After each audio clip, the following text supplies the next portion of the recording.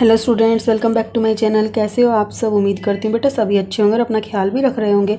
तो बेटा आज हम करने जा रहे हैं अपनी वर्कशीट नंबर 2 हिंदी सब्जेक्ट की है। लाख की चूड़ियाँ इसका नाम है चैप्टर का। ठीक है, इसमें हमने एक कर लिया बेटा, एक टॉपिक जिसमें हमने पढ़ा था। आज हम उसको रिवाइज करते हैं। 8th क्लास की है बेटा। बच्चों, पिछले कार्यपत्रक संख्या 1 में हमने पढ़ा कि बदलू गाँव में लाख की चूड़ियाँ बनाने का काम करता था और वह लेखक को सुंदर सुंदर लाख की गोलियां बनाकर देता था। बदलू नीम के पेड़ के नीचे बैठकर अपना काम करता था। वह भट्टी में लाख पिघलाया करता और लकड़ी की चौखट पर लाख के मुलायम होने पर उसे सलाख के समान पतला करके चूड़ियों का आकार देता।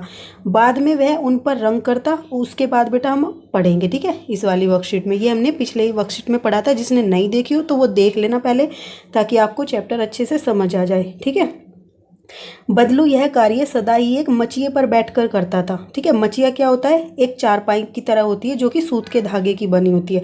ठीक है, जो बहुत ही पुरानी थी। बगल में उसका हुक्का रखा रहता जिसे वह बीच बीच में पीता रहता था। गांव में मेरा दोपहर का समय अधिकतर बदलू के पास बीतता था। अब ये बात कौन बोल रहा है कि मेरा समय बदलू के पास बीतता था? तो कवि बोल रहा है, ठीक है, जिसने ये लिखी है।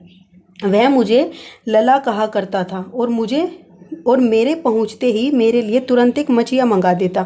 ठीक है, जिस पर वो खुद बैठता था ऐसी ही एक और मंगा देता उसके बैठने के लिए। मैं घंटों बैठे बैठे उसे इस प्रकार चूड़ियाँ बनाते देखता रहता। लगभग रोज ही वह 4-6 जोड़े चूड़ियाँ बनाता और पूरा जोड़ा बना लेने के बाद वह उसे बेलन पर चढ़ाकर कुछ क्षण चुपचाप देखता रहता। वो क्या करता था? 4-6 जोड़े रोज चूड़ियाँ बनाता था, ठीक है, लाख की। और फिर उनको क्या करता था? बेलन था, बेलन के आकार पर उस पर आकार देने के लिए उस पर चढ़ा देता और फिर चुपचाप देखता रहता, मानो वह बेलन ना होकर किसी नववधू की कलाई हो। ठीक है, उसको निहारता रहता। तो इससे क्या पता चल रहा है बेटा कि उसको अपने काम से कितना लगाव था। वो उसको मतलब कि ऐसे देखता था कि कुछ कमी तो नहीं रह गई। और बदलू क्या था? मनिहार था। मनिहार किसको बोलते हैं? जो चूड़ियाँ बनाते हैं, ठीक है, या फिर चूड़ियाँ बेचते हैं। तो चूड़ियाँ बनाना उसका पैतृक पेशा था। पैतृक पेशा क्या होता है? जो जो हमारे पूर्वज काम करते हैं वही हम करते हैं, ठीक है, आगे अपनी पीढ़ी में। तो वो होता है पैतृक पेशा। वास्तव में वह बहुत ही सुंदर चूड़ियाँ बनाता था। उसकी बनाई हुई चूड़ियों की खपत भी बहुत थी। खपत का मतलब क्या होता है बेटा? कि खर्च, मतलब कि ज़्यादा यूज होती थी, इस्तेमाल होती थी उसकी बनाई हुई चूड़ियाँ। उस गांव में तो सभी स्त्रियां उसकी बनाई हुई चूड़ियां पहनती ही थी। आसपास के गांवों के लोग भी उससे चूड़ियां ले जाते थे, परंतु वह कभी भी चूड़ियों को पैसे से नहीं बेचता था। तो क्या होता था बेटा? वो चूड़ियां तो बेचता था लेकिन उसके पैसे नहीं लेता था। पहले के समय में क्या होता था कि एक दूसरे से चीज़ें लेते थे जो उनके पास होती थी। जैसे किसान के पास क्या होते थे? गेहूँ होते थे, अनाज होते थे। तो उनसे अनाज लेते और उनको सामान दे देते। ठीक है, व्यापारी जो उस टाइम पर होते थे वो भी यही करता था। उसका अभी तक उस वस्तु विनिमय का तरीका था। उसका अभी तक भी यही वस्तु विनिमय का तरीका चला हुआ था।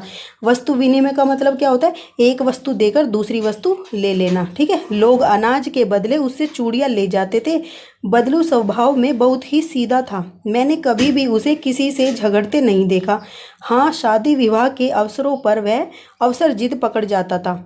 जीवन भर चाहे कोई उससे मुफ्त चूड़ियाँ ले जाए, परंतु विवाह के अवसर पर वह सारी की सारी कसर निकाल लेता था। सारी की सारी कसर निकालने का मतलब क्या है? कि जितनी उसने मुफ्त में दी थी या कम, मतलब कि बदले में कम वस्तु ली थी, विवाह के समय पर वो उतनी ही अधिक उनसे ऐंठ लेता था। ठीक है, आखिर सुहाग के जोड़े का महत्व ही और होता है। मुझे याद है मेरे मामा के यहाँ किसी लड़की के विवाह पर जरा सी किसी बात पर बिगड़ गया था। तो क्या हुआ? उसके मामा के यहाँ पर एक लड़की का विवाह था। उससे क्या हुआ? वो एक जरा सी बात पर बिगड़ गया। फिर उसको मनाने में लोह लग गए। लोह लगने का मतलब क्या है बेटा? कि बहुत ज़्यादा मशक्क़त और मेहनत लगी उसको मनाने में। विवाह में इसी जोड़े का मूल्य इतना बढ़ जाता था कि उसके लिए, तो बेटा देखो, वो चूड़ियों के जोड़े बनाता था तो पहले तो वो सस्ती देता था उनको, ठीक है, कम वस्तु लेता था उसके बदले में। लेकिन जब शादी होती थी उस समय पर उसी वस्तु का सेम का मूल्य बढ़ जाता था। ठीक है, मतलब कि ज़्यादा वस्तु ही लेता था वो उसके बदले में। उसके लिए उसकी घरवाली को सारे वस्त्र मिलते थे, ढेरों अनाज मिलता, उनको अपने लिए पगड़ी मिलती और रुपये जो मिलते थे वो तो अलग ही थे। यदि संसार में बदलू को किसी बात से चिढ़ थी तो वह थी कि कांच की चूड़ियों से। ठीक है, तो क्योंकि बेटा वो क्या करता था? लाख की चूड़ियाँ बनाता था। ठीक है। और फिर अब लाख की बनाता था और कोई कांच की चूड़ियाँ पहनेगा तो उसे क्या होएगा, अच्छा तो लगेगा नहीं। जैसे अब आप कोई चीज़ करते हो, बनाते हो, करते हो और आपकी कोई चीज़ को पसंद ना करे, ठीक है, तो आपको अच्छा नहीं लगेगा, ठीक है। तो ऐसे ही उसको अच्छा नहीं लगता था, तो वो क्या करता था, यदि किसी भी स्त्री के हाथों में उसे कांच की चूड़ियाँ दिख जाती तो वह अंदर ही अंदर कुड़ जाता था या कुड़ उठता था, मतलब कि उसको गुस्सा आ जाता था और कभी भी 2-4 बातें भी सुना देता, मतलब कि उसको कड़वी खरी खोटी बातें सुना देता था, ठीक है। अब बेटा हम करते हैं नए शब्दों से परिचय, ठीक है। तो मचिया हमने अभी पढ़ा था, क्या था, बैठने के उपयोग में आने वाली सूतली की बनी हुई छोटी या चौकर खाट होती थी, ठीक है। और मनिहार क्या था, चूड़ी बेचने वाला को बोलते हैं मनिहार, ठीक है। और पैतृक क्या होता है, पूर्वजों का या पिता से जो प्राप्त होती हैं चीज़ें, या पुश्तैनी जिनको बोल देते हैं, ठीक है।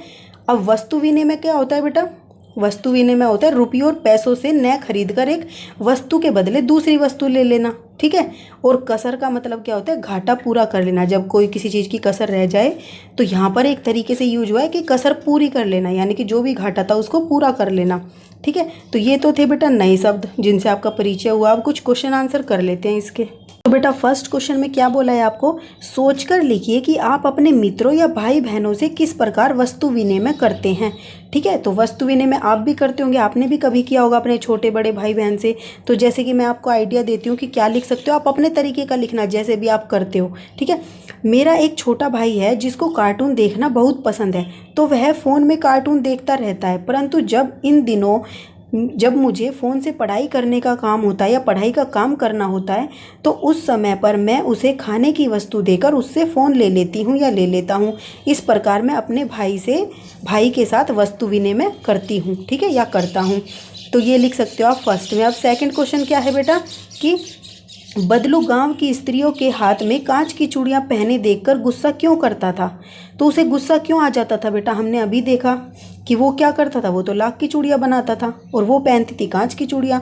तो बदलू को स्त्रियों के हाथ में कांच की चूड़ियां पहने देखकर या चूड़ी पहने देखकर गुस्सा इसलिए आता था क्योंकि वह लाख की चूड़ियां बनाता था जिनको बनाने में बहुत मेहनत लगती थी, और वह स्त्रियाँ लाख की चूड़ियों की बजाय कांच की चूड़ियां पहनती थी, तो उसे बहुत गुस्सा आता था, ठीक है। नेक्स्ट क्वेश्चन क्या है बेटा कि कहानी में आई किन पंक्तियों से पता चलता है कि बदलू को अपने काम से बहुत प्यार था या लगाव था। तो हमने अभी ऊपर पढ़ा था बेटा कि जब हम कोई काम करते और उसको निहारते रहें तो इसका मतलब क्या है, हम उसको बहुत लगन से कर रहे हैं, तभी हम उसको देख रहे कि कोई कमी तो नहीं रह गई। जब बदलू रोज 4-6 जोड़े दिख, इसके बीच में एक डंडा लगा लेना, 4-6 जोड़े, यहाँ पर जोड़े आएगा, ठीक है, 4-6 जोड़े चूड़ियाँ बनाता तो पूरा जोड़ा बना लेने के पश्चात उन्हें बेलन पर चढ़ाकर कुछ देर चुपचाप देखता रहता, मानो वह बेलन न होकर किसी नववधु की कलाई हो। तो इन पंक्तियों से पता चलता है कि बदलू को अपने काम से कितना लगाव था, ठीक है। अब बेटा फोर्थ क्वेश्चन क्या है आपका कि कहानी में मुहावरों का प्रयोग हुआ है, जैसे लोहा लगना, लोहो लगना या लोहे लगना, यानी बहुत मेहनत करना। तो गद्यांश में आए अन्य मुहावरों की खोज कर उन्हें उनके अर्थ भी लिखिए, ठीक है। तो अन्य क्या लिखोगे बेटा, जैसे कि ये वाले आए हुए हैं, ठीक है। तो पहला क्या था, कसर निकालना, यानी कि सारी कमी पूरी कर लेना। लोह लगना तो बेटा ऊपर ही था, तो हम कर चुके हैं वो। अंदर ही अंदर कुड़ जाना, मतलब बहुत गुस्सा आना, ठीक है, बहुत गुस्सा आना किसी चीज़ को देखकर लेकिन कह नहीं सकते बाहर। फिर 2-4 सुना देना, खरी खोटी व कड़वी बातें कहना, ठीक है। इस तरीके से हम लिख सकते हैं, ये हैं मुहावरे जो कि प्रयोग में आए हैं ऊपर, ठीक है। अब फिफ्थ क्वेश्चन क्या बेटा, आप छुट्टियों में जिनके घर जाते हैं उनके घर की दिनचर्या आपके घर से अलग होती है, तो कैसे होती है वो लिखिए। तो बेटा कैसे होती है अलग, आप अपने तरीके से लिखना, आपने महसूस भी किया होगा, मैं आपको थोड़ा सा आइडिया देती हूँ, आप अपने तरीके वाला लिखना, ठीक है। हमें जिनके घर छुट्टियां मनाने जाते हैं हम, उनके घर की दिनचर्या हमारे घर की दिनचर्या से बिल्कुल अलग होती है, जैसे कि उठने का टाइम, खाने का टाइम, सोने का टाइम, क्योंकि हर घर में सभी व्यक्तियों को अपने काम पर जाने का समय अलग अलग होता है।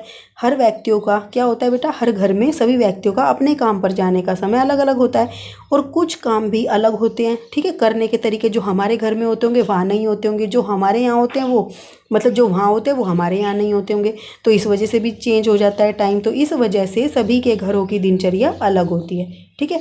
तो ये थे बेटा आपके कुछ क्वेश्चन आंसर आज के। उम्मीद करती हूँ आपको ये वर्कशीट अच्छे से समझ आ गई होगी। कोई डाउट हो तो फिर भी मेरे से कमेंट बॉक्स में पूछ लेना।